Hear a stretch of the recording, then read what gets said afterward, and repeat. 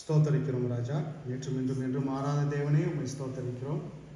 எங்களை கண்ணிமணி போல பாதுகாத்து வருகிற கிருபைக்காக கொடான கொடி ஸ்தோத்திரம். ஸ்தோத்திரம் ராஜா. கர்த்தாவே, எத்தனையோ பேர் இந்த நாளை காணாத பொழுது ராஜா, ஒரு சிறு கூட்டமாக சிறு மந்தையாக ராஜா உமது பாதப்படியில் எங்களை வைத்திருக்கிற கிருபைக்காக நன்றி ராஜா. கர்த்தாவே கர்த்தாவே ராஜா, கர்த்தாவே வாஞ்சியாக வந்திருக்கிற கர்த்தாவே, எங்கள் மக்களை ராஜா ஒவ்வொருவரையும் பேர் பேராக தொட்டு ஆசீர்வதிங்க ராஜா. கர்த்தாவே கர்த்தாவே, உமது நாமத்தினால கர்த்தாவை எங்கே இருவர் மூவர் கர்த்தாவை கூடியிருக்கிறாரோ அந்த இடத்துல நீர் வாசம் செய்கிற தேவனாக இருக்கிறீர்.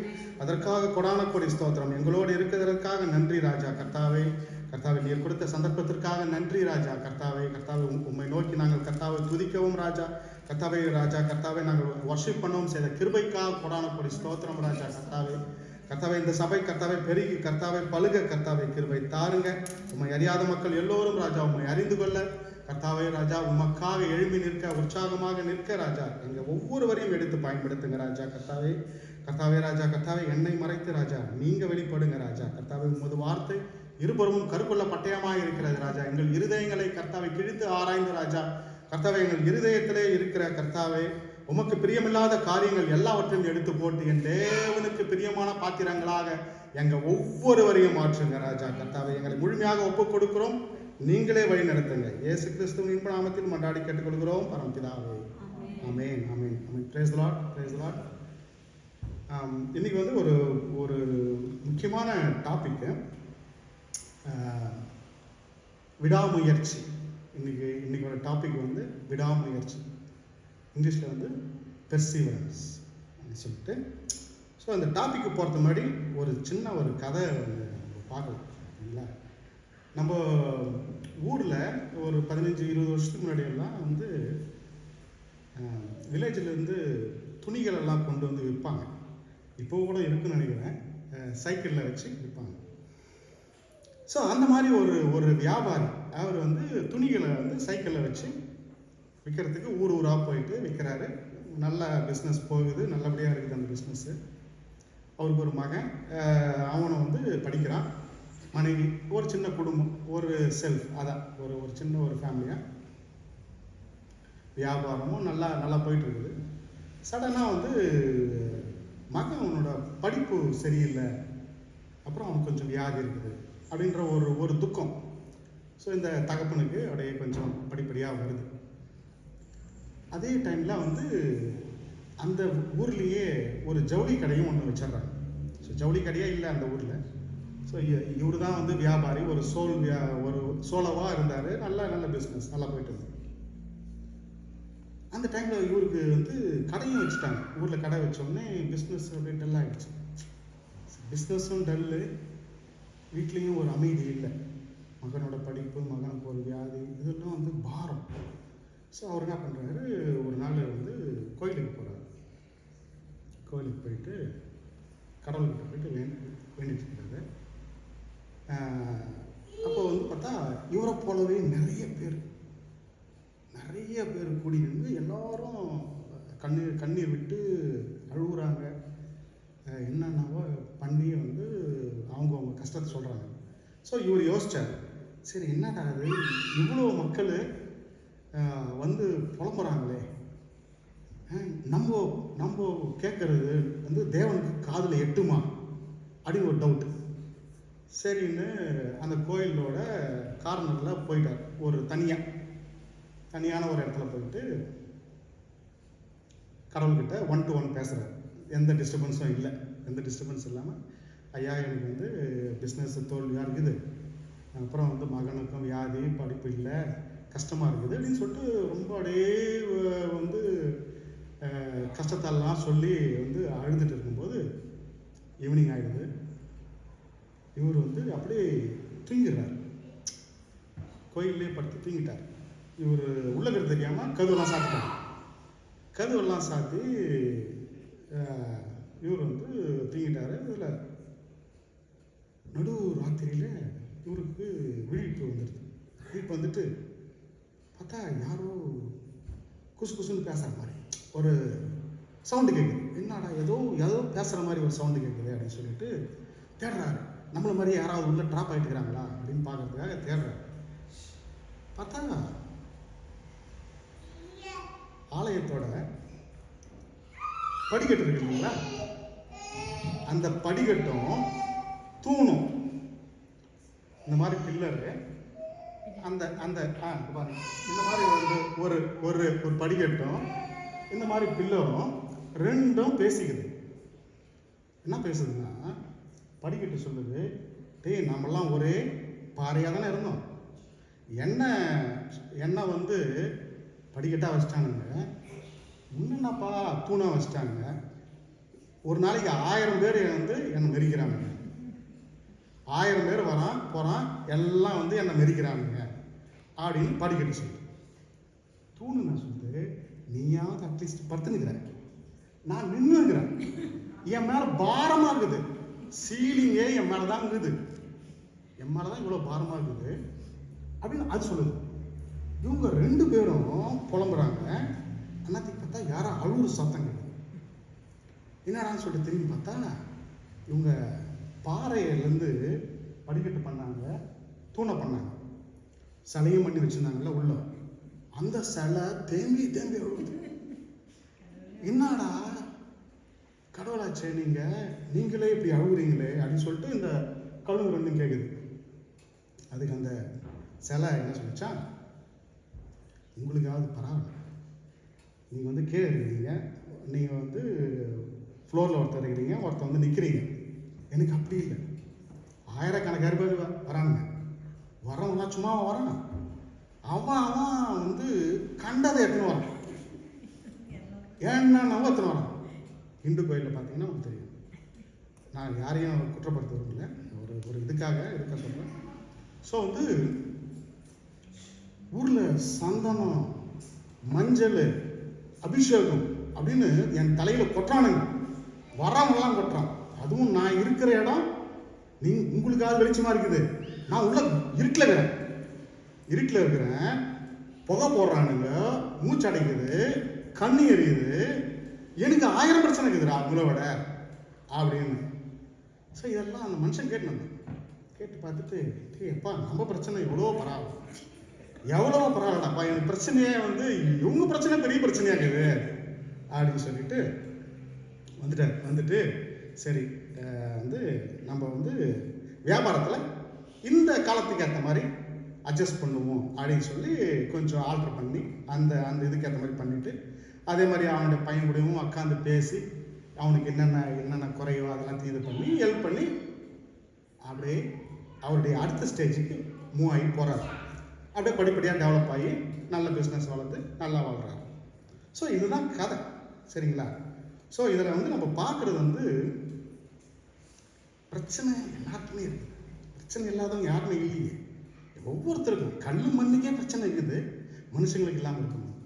ஸோ பிரச்சனை வந்தாலும் நமக்கு கொடுக்கப்பட்ட அந்த வேலையை நம்ம விடாமுயற்சியோடு செஞ்சு முடிக்கிறது தான் கடவுள் வந்து எதிர்பார்க்குறாரு. எஸ்பெஷலி தேவனுடைய பிள்ளையாகிய நமக்கு நிறைய உண்டு பாடுகள், நிறைய ஸ்ட்ரகிள்ஸ் உண்டு. அந்த ஸ்ட்ரகிள்ஸ் எல்லாம் நம்ம தாண்டி வரணும்னா நம்மக்கிட்ட விடாமுயற்சி இருக்கணும், கீப் ட்ராக், அதுதான். ஸோ அந்த மாதிரி விடாமுயற்சியில் வெற்றி பெற்ற நிறைய ஸ்டோரிஸ் இருக்குது பைபிளில். அதுலேருந்து ஒரு சில ஸ்டோரிஸை நம்ம பார்க்கலாம். கொஞ்சம் ஸ்டோரி மாதிரி தான் இன்றைக்கி போகும், அட்ஜஸ்ட் பண்ணிங்க. சரிங்க. ஸோ வந்து முதல்ல வந்து நம்ம வந்து மோசஸோட கதையை பார்க்கலாம், சரிங்களா? யாத்ராகமம் 3ஆம் அதிகாரத்தில் எக்ஸோடஸ் சாப்டர் 3ல் வந்து அவருக்கு கொடுத்த வாக்கு தத்தம், நீ வந்து இஸ்ரவேல் ஜனங்களை பார்வோனோட இதிலேருந்து அடிமைத்தனத்திலிருந்து கொண்டு போய் நான் காமிக்கிற பாலும் தேனும் ஓடுகிற தேசத்திற்கு நீ கொண்டு போகணும். இதுதான் அவருடைய டாஸ்க், வாக்கு தத்தம் கொடுத்தது. இதை நீ செய்யணும் பாடின்னு சொல்லிட்டார். ஆனால் மோசஸ்க்கு வந்த பாடுகள் எவ்வளவு பாடுகள் பாருங்க. நம்ம அந்த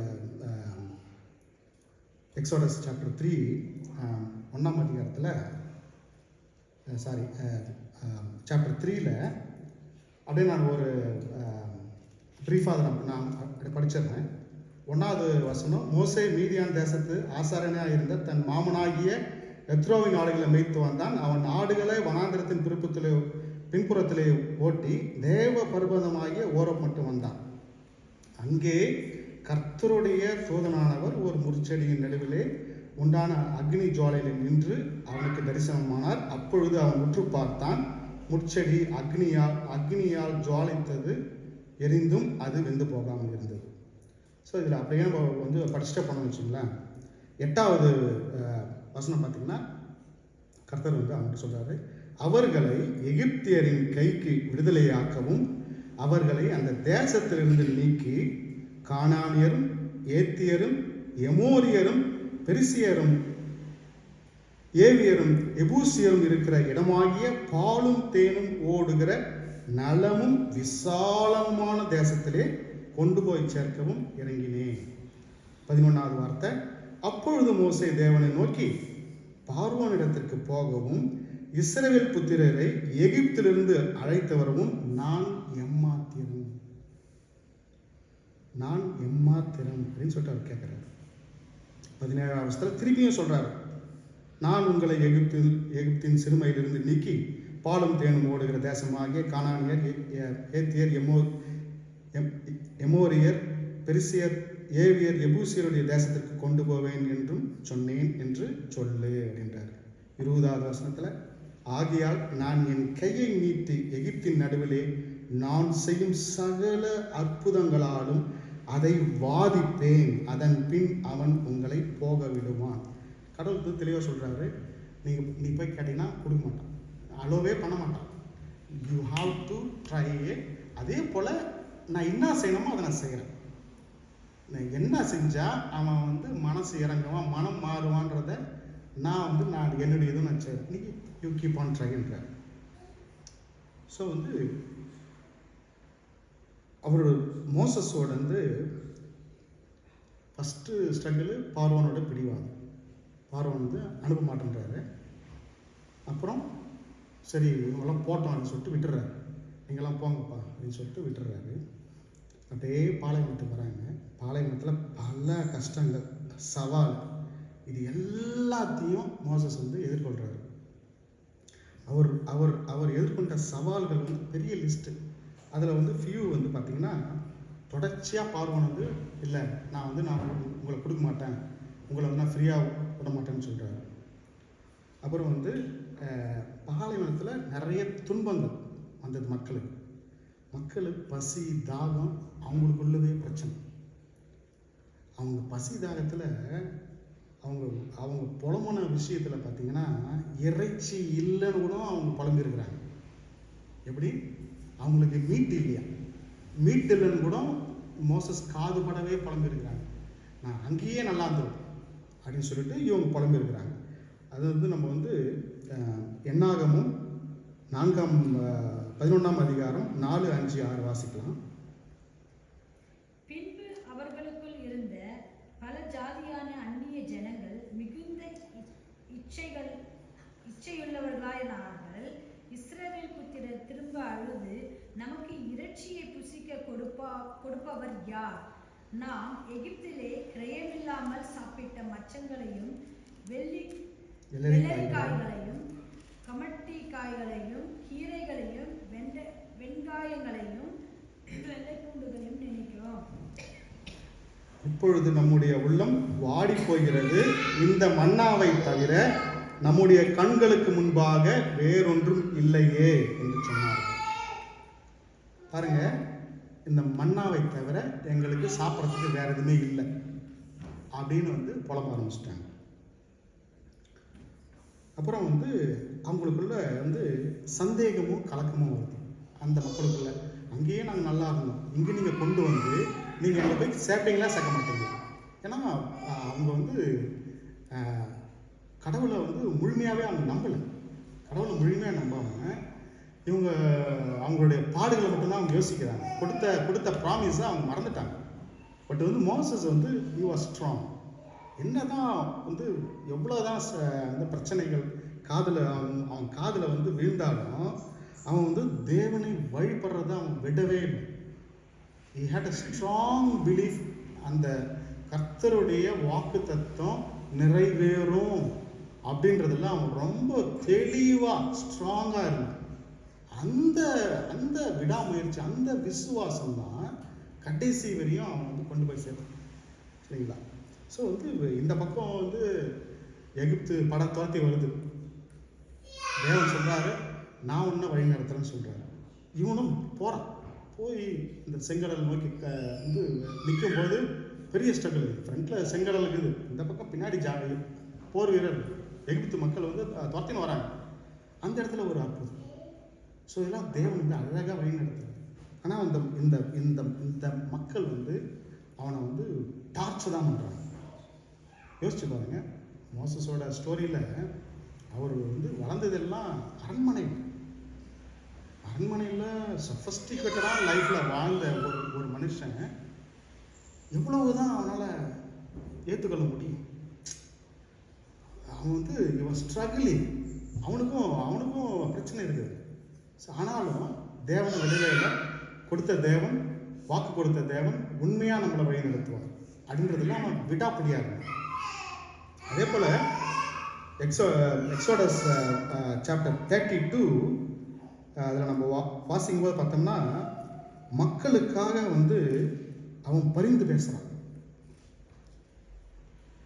மக்களுக்காக அவன் வந்து பரிந்து பேசுகிறான். 32வது அதிகாரம் யாத்ராகமம் 32 30-32.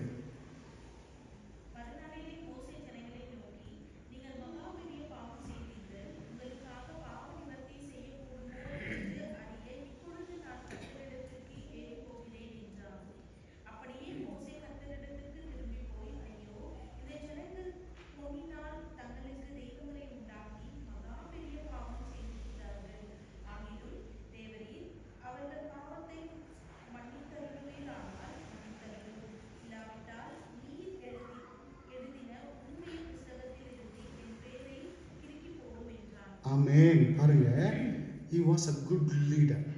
மக்களுக்காக, மக்கள் பாவம் செஞ்சிருக்கிறாங்க, என் மக்கள் பாவம் செஞ்சிருக்கிறாங்க இல்லைன்னே சொல்லலை, ஆனால் மன்னிச்சிருங்க அப்படின்னு சொல்லிட்டு அந்த ஒரு குட் லீடருக்கான அந்த குவாலிட்டி அவன்கிட்ட இருந்தது. மக்களுக்காக பரிந்து பேசி, என் பேர் எடுத்துருங்கப்பா, உங்கள் ஜீவ புத்தகத்துலேருந்து என் பேர் எடுத்துருங்க. அந்த குவாலிட்டி தான் தேவன் பார்க்குறார் நம்மக்கிட்டையும். நம்மளும் வந்து அந்த விடாமுயற்சியில் நம்ம எந்த வேலையை செஞ்சாலும் கடைசி வரையும் நம்ம எதுலேயுமே விட்டு கொடுக்காம தளர்ச்சி அடையாமல் செய்யும்போது தேவன் எல்லாவற்றையும் செய்து முடிக்க வல்லவராக இருக்கிறார். அவருடைய மோசஸோட ஜேர்னி வந்து அவ்வளோ ஈஸியாகவே இல்லை. தொடர்ந்து வந்து அச்சுறுத்தல், கடுமையான வெதர் கண்டிஷனும் சரியில்லை, பாலைவனம், பசி, தாகம், சந்தேகம், கலகங்கள், இது மத்தியில் தான் அவருடைய ஜேர்னி இருந்தது. அதுலேயும் வந்து அவர் வந்து விடவே இல்லை. ஆனால் இந்த மக்களோட முறுமுறுப்பு இருக்குது இல்லைங்களா, அது வந்து அவனை கொஞ்சம் டிப்ரெஸ் பண்ணுது. ஆனால் he was a human being as well. சரிங்களா? ஒரு கட்டத்தில் மோசஸ் வந்து கடவுள்கிட்ட கேட்குறேன், என்னை வந்து விட்டுருங்கப்பா, எனக்கு பாரம் தாங்க முடியல. நம்ம ஸ்டோரியில் பார்த்த மாதிரி தான் அந்த தூண் சொல்லிச்சுல்ல, என் தலைமையில் அவ்வளோ பாரம் இருக்குது, அதை விட பெரிய பாரம். ஏன்னா மக்கள் அவ்வளோ டார்ச்சர் பண்ணியிருக்கிறாங்க. நம்பர்ஸ் சாப்டர் 11 13-15 வாசிக்கலாம்.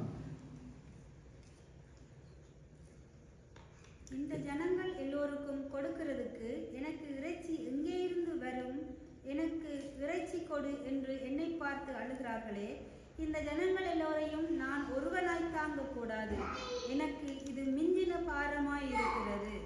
உம்முடைய கண்களிலே எனக்கு கிருபை கிடைத்ததானால் இப்படி எனக்கு செய்யாமல் என் உபத்திரவத்தை நான் காணாதபடிக்கு இப்பொழுதே என்னை கொன்று போடும் என்று வேண்டிக் கொண்டான். அப்பா, இங்க பாருங்க, எப்பேற்பட்ட தலைவர் மோசஸ், எப்பேற்பட்ட தலைவர். ஒரு ஸ்டேஜில் இதுவரையும் பிரச்சனை, கழுத்தை நெருக்கிற அளவுக்கு அவனுக்கு பிரச்சனை தாங்க முடியல. என்னால் முடியலப்பா அப்படின்னு போயிட்டு சரண்டர் ஆயிட்டான். தேவன்கிட்ட போய் சரண்டர் ஆயிட்டான். என்னால் முடியல, இவனுங்க என்ன இறைச்சி இல்லை அப்படின்னு சொல்லிட்டுலாம் புலம்புறானுங்க. நம்மளும் நிறைய முறை புலம்பிருக்கிறாங்க, எனக்கு அது இல்லை, எனக்கு இது இல்லை, எவ்வளவு கொடுத்தாலும் எனக்கு இல்லை, எனக்கு இல்லைன்னு நாமளும் கடவுள்கிட்ட எவ்வளோ புலம்புறோம். அதுதான் அந்த அந்த தேவமனிதன் மோசஸ்க்கும் அதே சூழ்நிலை தான். அவனால் தாங்க முடியல. போயிட்டு வந்து உங்களுடைய கண்களில் எனக்கு வந்து கிருபை கிடைக்காதே போனது என்ன அப்படின்னு சொல்லிட்டு அவர்கிட்ட போய் வந்து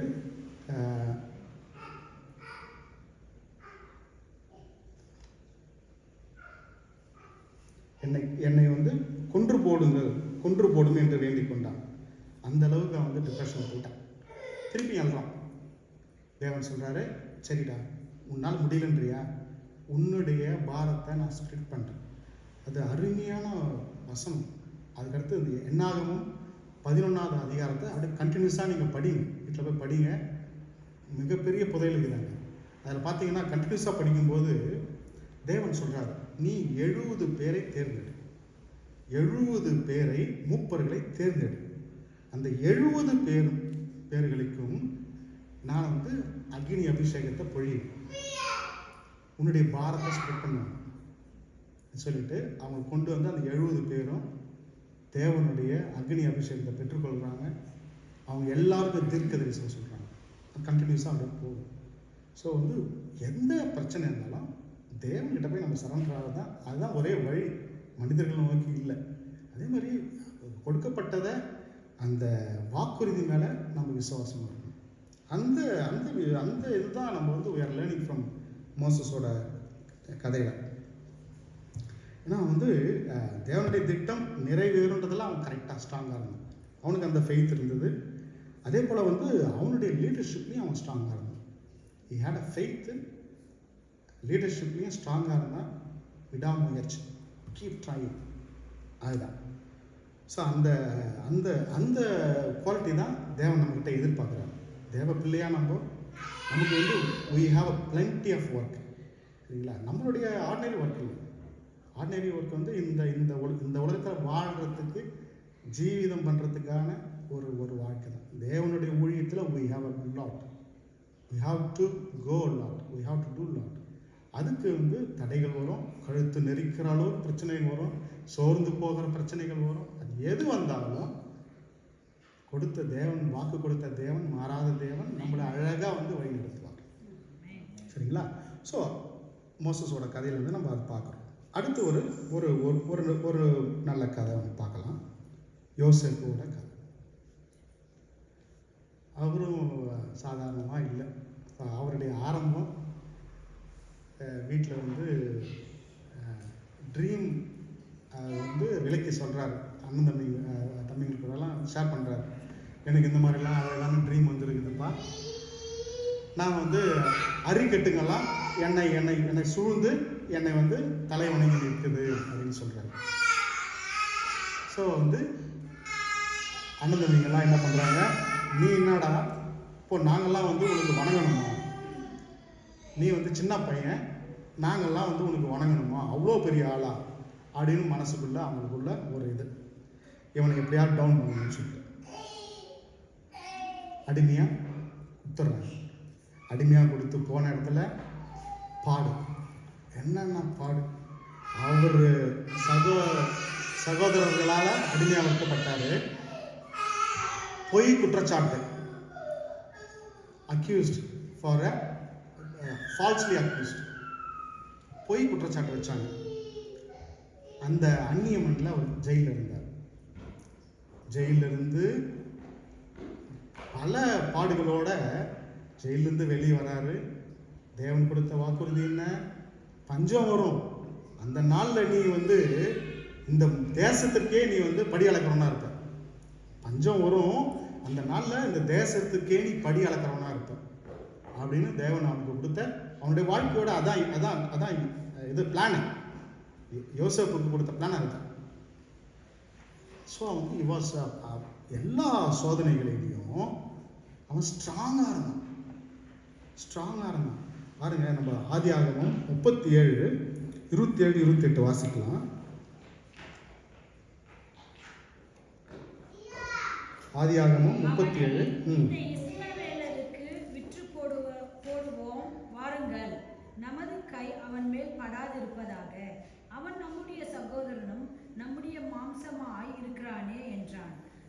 சகோதரர் அவன் சொல்லுக்கு இணங்கினார்கள். அந்த வர்த்தகக்கார மீதியார் கடந்து போகிற போது அவர்கள் யோசேப்பை அந்த குழியிலிருந்து தூக்கி எடுத்து அவனை இஸ்மவேலர் கையில் 20 வெள்ளிக்காசுக்கு விற்று போட்டார்கள். அவர்கள் யோசேப்பை எகிப்துக்கு கொண்டு போனார்கள். பாருங்க, சரிங்களா? அவன் வந்து இஸ்மவேலருக்கு விற்று போட்டாங்க, எகிப்துக்கு கொண்டு போறாங்க, அடிமையாக கொண்டு போறாங்க. அதே போல ஆதியாகமம் 39வது அதிகாரம் வாசிக்கலாம். 1வது வசனம், 6வது வசனம். யோசேப்பு எகிப்துக்கு கொண்டு போகப்பட்டான். பார்வோனுடைய பிரதானியும் தலையாரிகளுக்கு அதிபதியுமாகிய போத்திபார் என்னும் எகிப்து தேசத்தான் அவனை அவ்விடத்திலிருந்து கொண்டு வந்த இஸ்மவேலர்களிடத்தில் வாங்கினான். 6. ஆகையால் அவன் தனக்கு உண்டானதை எல்லாம் யோசேப்பின் கையில் ஒப்பு கொடுத்துவிட்டு தான் புசிக்கிற போஜனம் தவிர தன்னிடத்தில் இருந்த மற்றொன்றையும் குறித்து விசாரியாதிருந்தான். யோசேப்பு அழகான ரூபமும் சௌந்தரியமும் முகமும் உள்ளவனாய் இருந்தான். பாருங்க, ஆமென். ஸோ வந்து எகிப்து தேசத்தில் அடிமையாக வந்து அவன் போயிட்டான். இருந்தாலும் அவனுடைய நேர்மை, அவன் கடவுள் அவன் கூட இருந்ததுனால அந்த போர்த்திபான் ஓட வீட்டில் ஒரு ஒரு கணக்கு பிள்ளை இல்லை, அதை விட அதிகமான ஸ்டேஜில், அதாவது அவனோட அந்த அந்த பணக்காரனுடைய பணத்தை தவிர மீதி எல்லாத்தையும் மெயின்டைன் பண்ணுற ஒரு மிகப்பெரிய பொசிஷனுக்கு வந்துட்டான், மிகப்பெரிய பொசிஷனுக்கு வரான். ஸோ அதில் வந்து 19-20 வாசிங்கம்மா.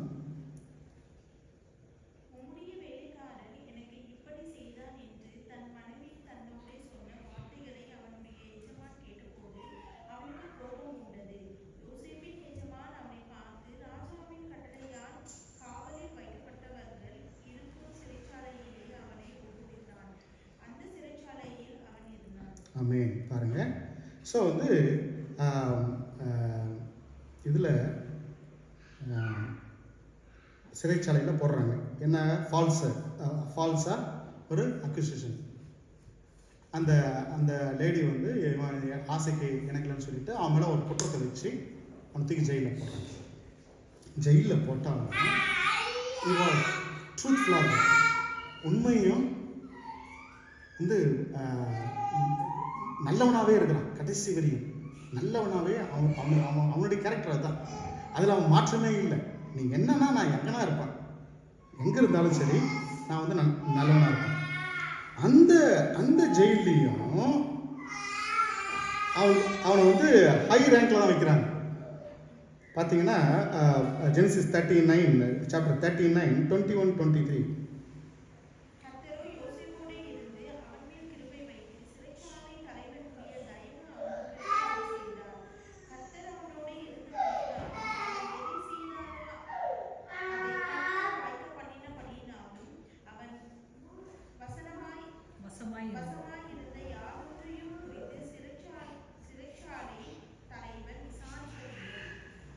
ஆமாம், பாருங்க. ஸோ அவனுக்கு வந்து சிறைச்சாலையிலே அவனுக்கு வந்து மீதி கைதிகள் எல்லாம் பார்த்துக்கிறதுக்கான ஒரு பொசிஷன் கொடுத்துருக்குறாங்க. எங்கே இருந்தாலும் அவன் நல்ல பொசிஷனில் தான் இருக்கிறான். ஏன்னா he was truthful, ஃபெய்த்ஃபுல்லாக இருக்கிறான். அவனை வந்து எங்கேயுமே எந்த சூழ்நிலையிலுமே அவனால் வந்து மாற்ற முடியல. அதே சிறைச்சாலையில் இருக்கும்போது அந்த கூட இருக்கிற கைதிகளோட கனவுகளையும் விலக்கி சொல்கிறாரு. ஜெனிசிஸ் சாப்டர் 40 5th verse வாசிக்கலாமா? ஜெனிசிஸ். எகிப்து ராஜாவுக்கு பானபாத்திரக்காரனும் சுயம்பாகியுமாகிய 2 பேரும் சிறைச்சாலையில் இருக்கும்போது ஒரே ராத்திரியிலே வெவ்வேறு பொருள் கொண்ட சொப்பனம் கண்டார்கள். காலமே யோசேப்பு அவர்களிடத்தில் போய் அவர்களை பார்க்கும்போது அவர்கள் கலங்கி இருந்தார்கள்.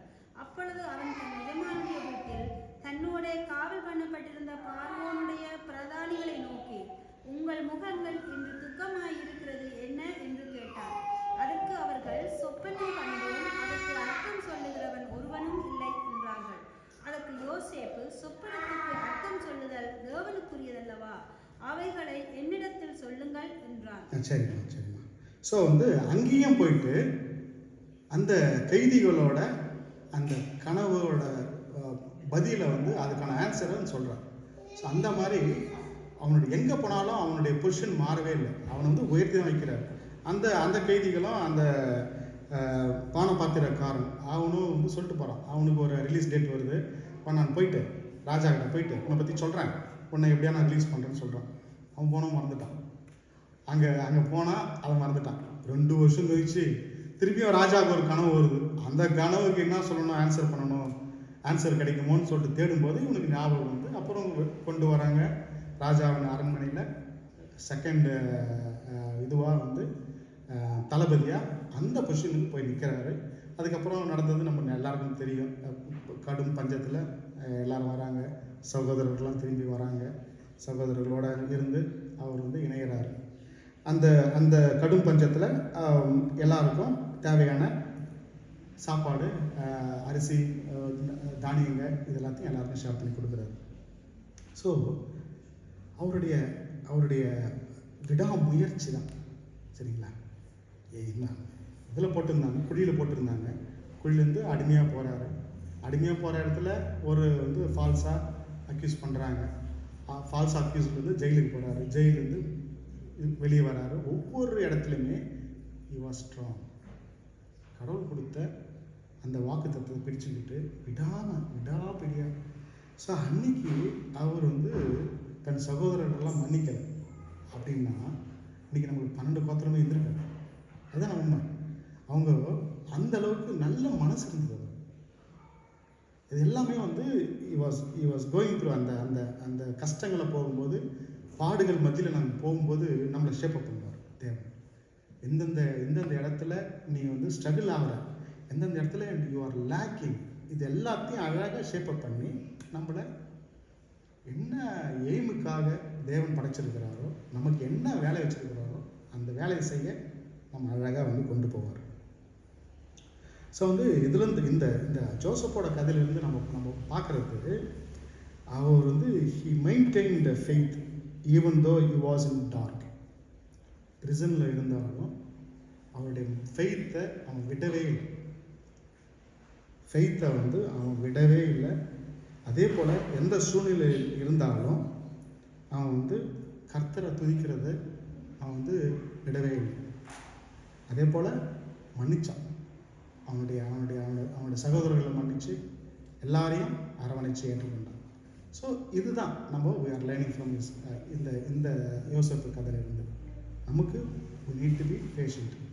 சூழ்நிலை வரும், கஷ்டம் வரும், கழுத்து நெரிக்கிற அளவுக்கு சூழ்நிலை வரும், பொறுத்து இருக்கணும், பொறுமை இருக்கணும். பொறுமையோடு நம்ம நிற்கும்போது தேவன் நமக்கு ஒவ்வொருத்தருக்கும் ஒவ்வொரு வாக்கு கொடுத்துருக்கிறார். அந்த வாக்குறுதியை நிறைவேற்ற அவர் வல்லவராக இருக்கிறார். ஏன்னா வாக்கு கொடுத்தவர் மாறாத தேவன். ஸோ நமக்கு கொடுத்த வாக்குறுதியை அவர் நிறைவேற்றுவார். அந்த நம்பிக்கை நமக்கு இருக்கும்.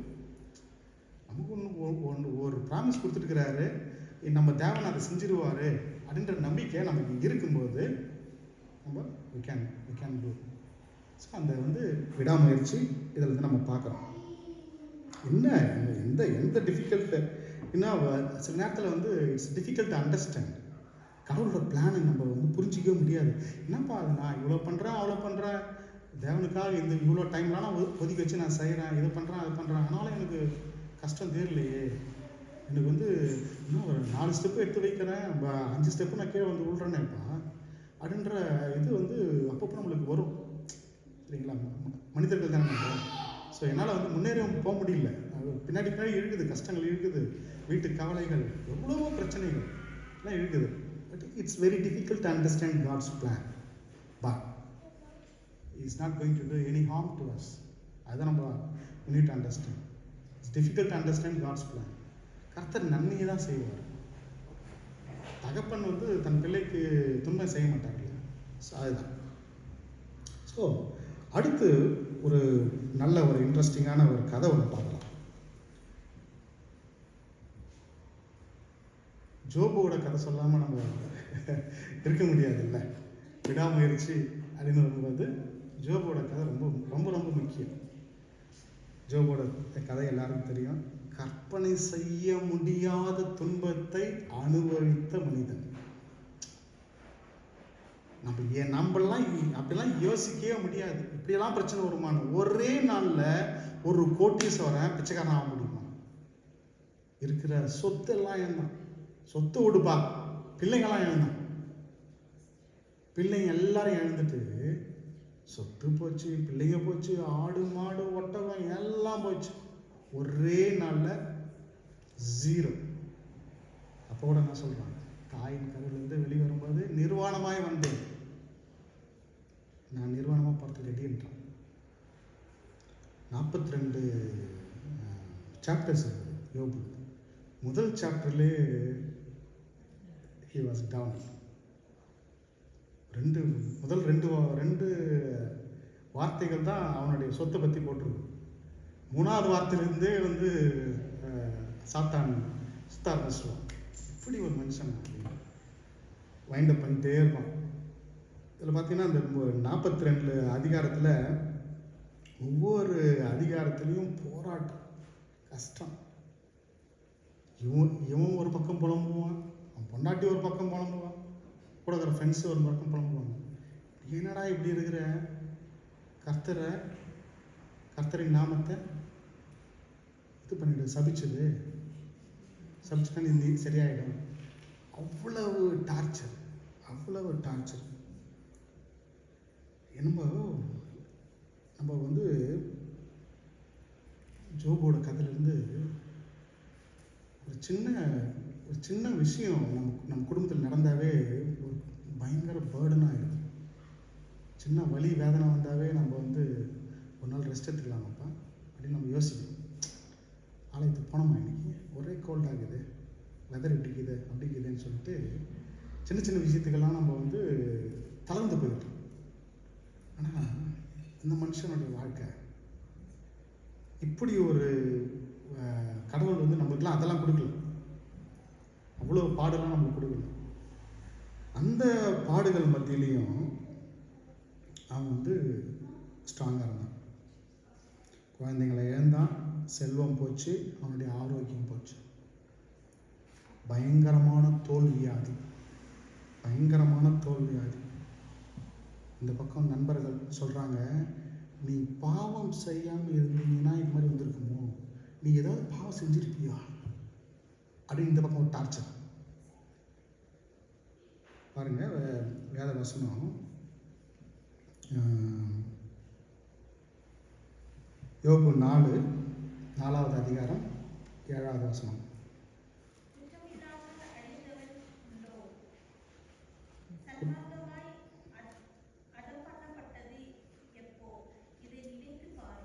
குற்றம் இல்லாமல் அழிந்தவன் உண்டோ? நீ என்னவோ பண்ணியிருக்கிற, அதனால தான் உனக்கு இந்த பிரச்சனை அப்படின்னு கூட இருக்கிற நண்பர்கள் சொல்கிறாங்க. இதுக்கு ஒரு படி மேலே அவன் ஒய்ஃபு.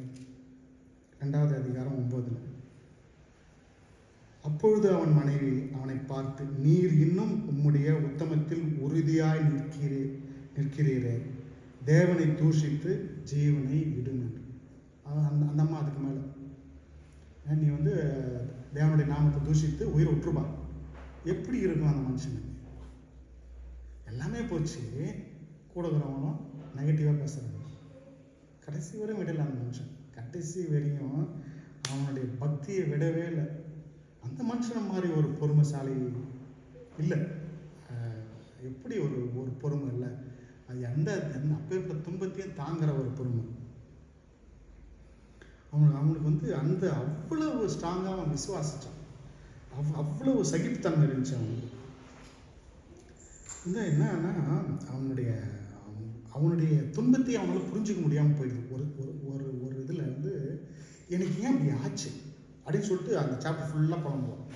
சாப்டர் 3ல் பார்த்தோம்னா அவனுக்கு என்ன நடக்குதுன்னு தெரியல. இப்போ ஏதாவது நம்மளுக்கு புரிஞ்சா இது ஒரு இன்ஃபெக்ஷனாக இருக்குமோ, இல்லை ஏன் இந்த மாதிரி ஆகுதுன்னு கொஞ்சம் புரிஞ்சா கொஞ்சம் நம்மளுக்கு கொஞ்சம் திருப்தி இருக்கும். ஓகேப்பா, இதனால தான் ஆகுது அப்படின்னு நம்ம புரிஞ்சுக்கலாம். இந்த மனுஷனுக்கு ஒன்றுமே புரியல, என்ன நடக்குதுன்னு தெரியல. சாப்டர் 3 வாசிச்சோம்னா என்ன நடக்குது, தன்னுடைய துன்பத்தையே அவனால் புரிந்து கொள்ள முடியல. கடவுளை சபிக்க மறக்கிறான், கடவுளின் அவருடைய கடவுளுடைய திட்டத்துக்கு ஆழ்ந்த நம்பிக்கை வைக்கிறான். என்ன எவ்வளவு டிஸ்ட்ராக்ஷன் வந்தாலும் கடைசி வரையும் கடவுளை நாமத்தை அவன் சபிக்கவே இல்லை. கடவுளை விட்டே கொடுக்கல, அவன் கடைசி வரையும் விட்டே கொடுக்கல. அப்படி ஒரு மனுஷன். ஸோ அந்த அந்த வந்து நம்ம வந்து யோபுவோட கதையிலேருந்து அதான் கற்றுக்கிறோம். He was strong, he was firm with his faith. அதில் வந்து அவனுடைய விடாமுயற்சி தான். ஃபெய்த் அவன் விடவே இல்லை. கடைசி வரையும் என் தேவன் என் கூட இருக்கிறார், நான் அவரை சொல்ல மாட்டேன், மறுதளிக்க மாட்டேன். ஸோ கடவுள் வந்து கடைசியில் நண்பர்களுக்காக அவன் ஜெபிக்கும்போது கடவுள் எல்லாவற்றையும் திருப்பி கொடுக்குறாரு. எல்லாவற்றையும் பழைய அவனுடைய சொத்தை விட பல மடங்கு சொத்தை திருப்பி கொடுக்குறாரு. அதன் பிறகு பிள்ளைகள்லாம் பிறகுது. அவனுடைய வாழ்க்கை வந்து அற்புதமாக முடியுது. ஸோ வந்து அவனுடைய பொறுமை, அவனுடைய ஃபெய்த்து, விடாமுயற்சி, சகிப்புத்தன்மை, இதுதான் வந்து யோபோட வெற்றி. யோபோட ஸ்டோரி வந்து நம்ம எல்லாருக்கும் ஒரு பொக்கிஷம் மாதிரி. எல்லாருக்கும் வந்து அது வந்து நம்மளுடைய எவ்வளவு பாடு வந்தாலும் நம்மளால we can face. ஏன்னா கடவுள் நம்மளோட இருக்கிறார். அவர் யோபுவை விடவே இல்லையா? கடவுள் யோபுவை வந்து விடவே இல்லை. சாத்தான் வந்து கேட்குறான், சாத்தான் சொல்கிறாரு, அவனை மட்டும் தொடாத, உயிரை மட்டும் எடுத்துறாரு, நீ இதெல்லாம் நீ பண்ண முடியும், அவன் தேவன் மனிதன், அவனை நீ இது பண்ணாது அப்படின்னு சொல்லிட்டு அவ்வளவு பாடுகள்லையும் யோபு வந்து விட்டு கொடுக்காம இருக்கான். ஸோ அந்த வந்து விசுவாசமும் சகிப்புத்தன்மையும் குறிப்பாக கடுமையான சோதனை காலத்தில் he maintained ஃபெய்த்தையும் அந்த என்டூரன்ஸையும் he maintained. அது ரொம்ப ரொம்ப முக்கியம். ஊழியத்தில் ரொம்ப முக்கியம். நம்ம வந்து தேவனுக்காக எதனா செய்யும்போது அந்த அந்த வந்து பொறுமையும் சகிப்புத்தன்மையும் நம்மளுக்கு முக்கியம். அது இருக்கும்போது விடாமுயற்சி பண்ணுறது. சரி, செய்யலாம், முடியும், இவ்வளோ தொலைவு கொண்டு வந்துட்டாரு, இதுக்கு மேலே நம்மளை விட்டுரு போகிறாரா, அந்த ஒரு நம்பிக்கை, அதில் நம்ம ஸ்ட்ராங்காக இருக்கலாம். இன்னொரு ஸ்டோரியும் ஒன்று பார்க்கலாங்க. ரொம்ப இன்ட்ரெஸ்டிங்கான ஸ்டோரி தான் எலியாவோட வாழ்க்கை. எலியாவோட வாழ்க்கையில் வந்து எவ்வளவு பாடுகள், எவ்வளவு ஓட்டம், ஓடினே இருப்பார். எலியாவோட ஸ்டோரிஸ் பார்க்கும்போது சேசிங்க, இங்கேருந்து அங்கே ஓடுறது, அங்கேருந்து இங்கே ஓடுறது தான். ஸோ வந்து நம்ம வந்து 1 ராஜாக்கள் 17வது அதிகாரம் 1-9 வரைக்கும் யாராவது வாசிக்கலாம்.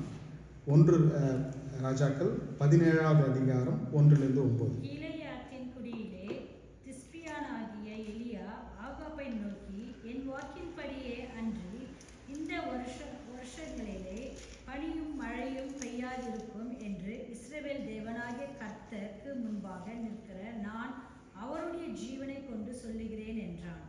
பின்பு கர்த்தருடைய வார்த்தை அவனுக்கு உண்டாயிற்று. அவர், நீ இவ்விடத்தை விட்டு கீழ்த்திசையை நோக்கி போய் யோர்தானுக்கு நேராயிருக்கிற கேரித் ஆற்றங்கரையில் ஒளிந்து கொண்டிரு. அந்த ஆற்றின் தண்ணீரை குடிப்பாய், அங்கே உன்னை போஷிக்க காகங்களுக்கு கட்டளையிடுவேன் என்றார். அப்பொழுது கர்த்தருடைய வார்த்தையின்படி யோர்தானுக்கு நேராயிருக்கிற கேரித் ஆற்றங்கரையிலே தங்கியிருந்தான். காகம் அவனுக்கு விடியற்காலத்தில் அப்பமும் இறைச்சியும், சாயங்காலத்தில் அப்பமும் இறைச்சியும் கொண்டு வந்தது. தாகத்திற்கு அந்த ஆற்றின் தண்ணீரை குடித்தான். தேசத்திலே மழை பெய்யாதபடியினாலே சில நாட்களுக்கு பின்பு அந்த ஆறு வற்றி போயிற்று. அப்பொழுது கர்த்தருடைய வார்த்தை அவனுக்கு உண்டாயிற்று. அவர் எழுந்து சீதோனுக்கு அடுத்த சாரிபாத் ஊருக்கு போய் அங்கே தங்கியிரு, உன்னை பராமரிக்கும்படி அங்கே இருக்கிற ஒரு உதவிக்கு கட்டளையிட்டேன் என்றார். ஆமென். சரிங்களா? இந்த ஸ்டோரியில் இஸ்ரேல் ஜனங்க திருப்பியும் பாவத்துக்கு போகிறாங்க. வந்து சிலை வழிபாடு, உருவ வழிபாடு, திருப்பியும் பாகால் எல்லாத்தையும் பண்ண ஆரம்பிச்சிட்டாங்க. திருப்பி மீறுறாங்க. தேவனுக்கு செம்ம கோவம். இவங்க திருத்தவே முடியாதுறான்னு சொல்லிட்டு எலியா கிட்ட சொல்கிறாரு, நீ போயிட்டு ஆகாபுக்கு போய் சொல்லு, உங்கள் ஊரில் கடுமையான பஞ்சம் வரப்போகுது, நான் மழையே நான் நிறுத்த போகிறேன் அப்படின்னு போய் சொல்லுன்றாரு. ஸோ இவரும் போயிட்டு தைரியம் போய் சொல்லிடுறாரு. சொல்லிட்ட உடனே தேவன் சொல்லிடுறாரு, நீ வந்து இந்த இடத்த விட்டு நீ கிளம்பு, இந்த இடத்துல நீ இருக்காது அப்படின்னு சொல்லிட்டு கிளம்பி போன்றாரு. கேரி காட்டில் போய் ஒளிஞ்சிக்கன்னு சொல்கிறாரு. அங்கே போய் ஒளிஞ்சிக்கிறாரு. அங்கே வச்சு காகத்தை வச்சு அவர் வந்து போஷிக்கிறாரு. திருப்பியும் அந்த இடத்துல இருந்து சாரிபாத் ஊருக்கு போ, அங்கேயே நான் வந்து உனக்கு எல்லா அரேஞ்ச்மெண்ட்டும் பண்ணி வச்சுக்கிறேன் அப்படின்றாரு. அந்த விதவை தாய் மூலமா உனக்கு வந்து எல்லாமே வந்து கிடைக்கும் அப்படின்னு சொல்லிட்டு. ஓட்டம், அவருடைய ஓட்டம் பாருங்க, தேவனுடைய வார்த்தையே போய் சொல்லிட்டாரு.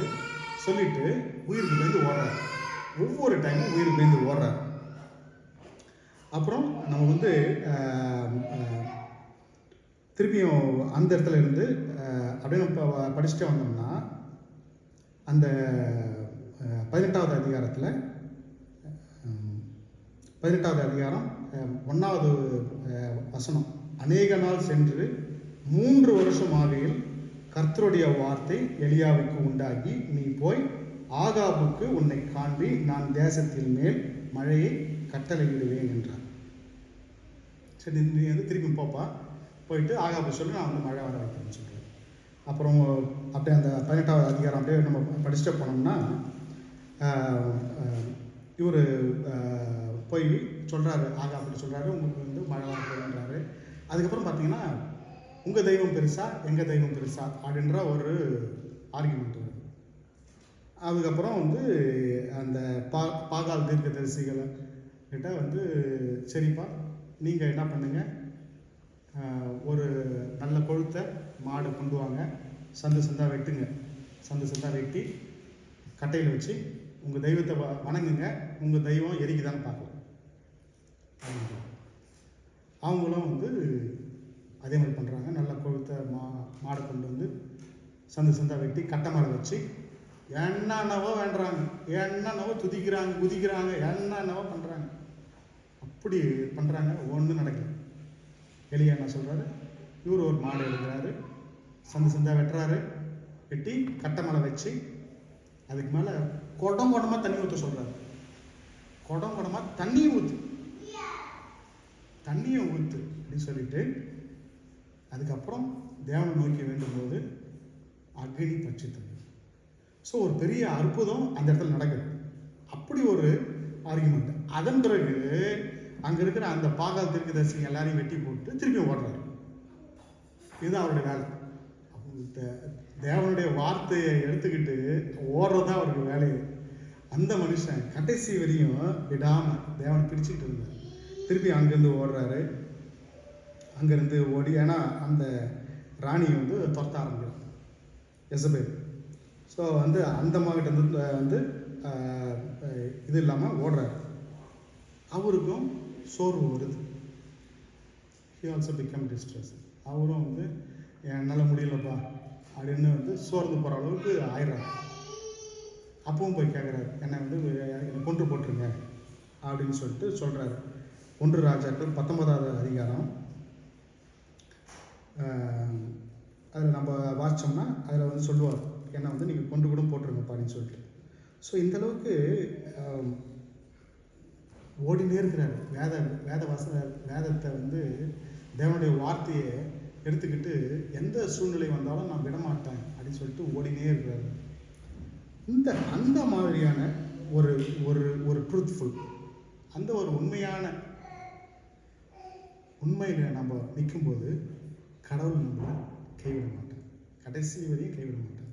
கடவுளுடைய ஊழியத்தில் நம்ம எந்த சோதனை வந்தாலும் நம்ம வந்து we shouldn't give up. அதுதான் விடாமுயற்சி, பெர்சிவரன்ஸ் கண்டிப்பாக நம்மளுக்கு வேணும். எந்த சூழ்நிலை வந்தால் நான் விட மாட்டேன், தேவன் பார்த்துக்கிறார், தேவன் வந்து வழி நடத்துவார் அப்படின்னு சொல்லிட்டு நம்ம நிற்கலாம். ஸோ இந்த ஒரு 4 கதை, நிறைய ஸ்டோரிஸ் இருக்குது. இந்த 4 கதையிலிருந்து நம்ம அதுதான் பார்க்குறோம். கழுத்தை நெரிக்கிற அளவுக்கு பிரச்சனை வரும், குடும்பத்தில் பிரச்சனை வரும், வேலையில் பிரச்சனை வரும், ஊழியத்தில் பிரச்சனை வரும். இது எல்லாமே வந்து டெம்பரரி. பாடுகள் மத்தியில் தான் நம்மளை ஷேப்பப் பண்ணுறாரு. அவருடைய ஏன்னா நம்ம வந்து நிறைவான பாத்திரம் இல்லை. கடவுள் நம்மளை வந்து அவருக்கு தேவையான அளவுக்கு அட்ஜஸ்ட் பண்ணி அடித்து தட்டி நம்மளை வந்து உருவாக்குறாரு. களிமண் தானே, களிமண்ணாக இருக்கிறோம். அவருக்கு தேவையான அளவுக்கு அழகாக ஷேப்பப் பண்ணுறாரு. ஸோ நம்ம கேட்ட வசனங்களுக்காக நம்ம வந்து ஜெபிப்போம். ஸ்தோத்திரம் கர்த்தாவே, நன்றி ராஜா கர்த்தாவே, நீர் கொடுத்த வார்த்தைகளுக்காக கொடானப்படி ஸ்தோத்திரம் ராஜா. இந்த கர்த்தாவே விடாமுயற்சி ராஜா கர்த்தாவே, நாங்கள் ராஜா எந்த சூழ்நிலையிலும் என் தேவனை நாங்கள் விட்டு விடாதபடிக்கு ராஜா கர்த்தாவே, எப்பேற்பட்ட பாடுகள் வந்தாலும் ராஜா கர்த்தாவே நாங்கள் ராஜா சோர்ந்து போகக்கூடாது ராஜா கர்த்தாவே. என் தேவன் வாக்கு கொடுத்த தேவன், வாக்கு மாறா தேவன், எங்களோடு இருக்கிறீர். அதை நாங்கள் ஒரு நாளும் ராஜா மறந்து விடாதபடிக்கு ராஜா, எங்கள் தேவன் எல்லாவற்றையும் வழிநடத்துவார் என்று ராஜா உமது மேலே எல்லா பாரத்தையும் வைத்து விட்டு ராஜா உற்சாகமாக ஓட ராஜா, நீர் எங்களுக்கு கொடுத்த வேலையை நாங்கள் கர்த்தாவை சிறப்பாக செய்ய என் தேவன், எங்களை பரலோகத்தில் இருக்கிற எங்கள் தேவன் ராஜா கர்த்தாவை எங்களை பார்த்து மகிழ்ச்சி அடைய ராஜா எங்களை முழுமையாக ஒப்புக் கொடுக்குறோம். நீங்களே வந்து கர்த்தாவை எங்களை வந்து வழி நடத்துங்க. எங்களிடத்தில் இருக்கிற குற்றங்கள், குறைகள், கஷ்டங்கள் கர்த்தாவை எல்லாவற்றையும் நீங்கள் எடுத்து போட்டு ராஜா கர்த்தாவை உமக்கு உகந்த பாத்திரமாக எங்களை மாற்றுங்க ராஜா. அந்த ஒவ்வொருவரையும் தொட்டு ஆசீர்வதிங்க ராஜா. எவ்வளவோ கஷ்டங்கள், கவலைகள், கண்ணீரோடு வந்திருப்பாங்க ராஜா, எவ்வளவோ தேவைகளோடு வந்திருக்கிறாங்க ராஜா கர்த்தாவே. என் தேவன் நீர் அறிவீர் ராஜா. வந்தவர்கள் வெறும் கையாக திரும்பி போகாதபடிக்கு ராஜா கர்த்தாவே உமது வார்த்தைகள் கர்த்தாவே ஒவ்வொருவருடைய இருதயத்திலும் கிரியை செய்ய ராஜா கிருபை தாருங்க கர்த்தாவே ராஜா. கர்த்தாவை மீண்டுமாக நாங்கள் கர்த்தாவை ஒன்று கூடும் வரை ராஜா எங்கள் ஒவ்வொருவரையும் பேர் பேராக தொட்டு ஆசீர்வதிங்க. இந்த சபை நிரம்பி வழியை கிருபை தாருங்க. இப்சுவிச் தேவ இந்த பட்டணத்தை உமது பாதப்பையில் ஒப்புக் கொடுக்கிறோம் ராஜா. உம்மை அறியாத மக்கள் ராஜா உம்மை அறிந்து கொள்ளவும் உம்மை தவிர வேறொரு தேவன் கொடுக்கப்படவில்லை என்று ராஜா அறிக்கையிடவும் ராஜா கர்த்தாவை ஒவ்வொருத்தரும் ராஜா கர்த்தாவை உண்மை முழுமையாக ஏற்றுக்கொள்ள கிருபை தாருங்க. இயேசு கிறிஸ்துவின் இன்ப நாமத்தில் கொண்டாடி கேட்டுக்கொள்கிறோம் பரம்பிதாவே. Amen. Praise the lord. Praise the lord. சரி, நம் கண்களை மூடி ஜெபிப்போம். கர்த்தாவே ராஜா கர்த்தாவே வந்த ஒவ்வொருவரையும் ராஜா ஆசீர்வதிங்க. தேவைகளை சந்திங்க ராஜா. நோய் நொடிகளிலிருந்து ஒவ்வொருத்தருக்கும் விடுதலையை கொடுங்க ராஜா. கர்த்தாவை படிக்கிற பிள்ளைகளை உமது பாதப்படியில் ஒப்புக் கொடுக்குறோம் கர்த்தாவே ராஜா. ஒவ்வொருத்தரும் ராஜா கர்த்தாவே கண்ணின் மணி போல ராஜா பாதுகாத்துவாங்க ராஜா கர்த்தாவே. படிப்பில் கர்த்தாவே கவனம் செலுத்தவும் ராஜா, எந்த டிஸ்ட்ராக்ஷனும் வராதபடிக்கு எங்கள் பிள்ளைகள் மேலே ராஜா உமது ஆணி பிடித்த கரம் எப்பொழுதும் இருக்க கிருபை தாருங்க ராஜா. அந்த ஒவ்வொருவரையும் ராஜா கர்த்தாவே குடும்பங்களையும் ஆசீர்வதிங்க கர்த்தாவே. வர தவிரவர்களையும் ராஜா கர்த்தாவே அடுத்த வரப்போகிற நாட்களில் கொண்டு வந்து சேருங்க ராஜா. மட்டும் எங்களை வேண்டியதுவரை கிருபைக்காக நன்றி ராஜா. இயேசு கிறிஸ்துவின் நாமத்தில் மன்றாடி கேட்டுக்கொள்வோம் பரம்பிதாவே. ஆமென். நாம் அனைவரும் சேர்ந்து சொல்வோம். என் ஆத்மாவே கர்த்தரை ஸ்தோத்தரி, என் முழு உள்ளமே பரிசுத்த நாமத்தை ஸ்தோத்தரி, என் ஆத்மாவே கர்த்தரை ஸ்தோத்தரி, கர்த்தர் செய்த சகல உபகாரங்களை மறவார்.